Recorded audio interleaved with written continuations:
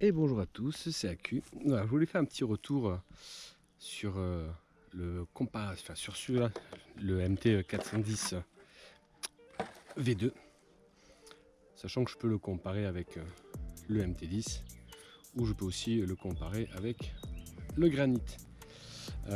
J'ai testé les trois véhicules dans l'herbe, derrière chez moi, avec un petit champ avec des petites rampes, et sur skatepark. En toute franchise, voilà, dans l'herbe, celui-ci et celui-ci, c'est-à-dire le Granit et le 410 V2, ça se vaut. On fait à peu près la même chose dedans. En termes de comportement, ça s'équivaut à peu près. Franchement, la sensation à la gâchette, à la conduite, avec les petits réglages qui vont bien pour pas qu'il se retourne, ça s'équivaut. Celui-ci, c'est un petit peu plus compliqué, sachant que les trois, je les roule en 3S. Ouais, il est un petit peu moins agréable. Le MT10, je trouve un petit peu moins maniable. Il a plus tendance à se retourner. Voilà. Après, les deux autres, ça se vaut. Par contre, en skatepark, c'est de la balle. C'est de la super balle. Là, c'est de la super balle. Son poids fait toute la différence. Il est incroyable. Lui, il est vraiment incroyable. Le MT10 est vraiment incroyable en skatepark. Le Granit, c'est un petit peu plus compliqué. Pourtant, on a des fois la sensation qu'il a un petit peu plus de puissance et choses comme ça.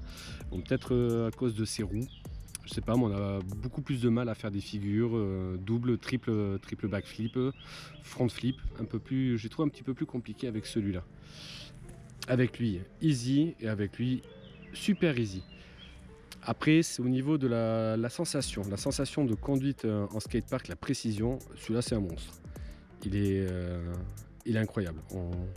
On s'amuse dedans, on dirait vraiment un petit véhicule de, comment on appelle ça, de stunt en skatepark. On va sur les glissières, on le fait glisser un petit peu partout. Quand on prend un peu de rampe à droite, à gauche, on le fait en surélevé dans les trous. Il est génial, on s'éclate, vraiment, on s'y croit à fond, c'est un truc de fou. Lui, un petit peu moins, c'est vraiment le véhicule de figure par sa légèreté, mais il manque un petit peu de précision. Et lui en skatepark, je sais pas, moi j'ai du mal avec. C'est mon avis, j'ai du mal avec. Voilà en gros ce que j'ai à dire sur ces trois petits véhicules qui sont quasiment de la même dimension. De toute façon, c'est vraiment la même catégorie que je roule en 3S. Après, il y a un petit point à prendre, c'est que lui, je ne l'ai pas encore testé en 4S. Et là, franchement, je pense que ça va être quelque chose de dingo. Mais vraiment de dingo. Déjà qu'il a une bonne patate, bon, réglé comme ça avec ce combo. Je mets des batteries qui durent pas très longtemps, qui sont très légères à l'intérieur.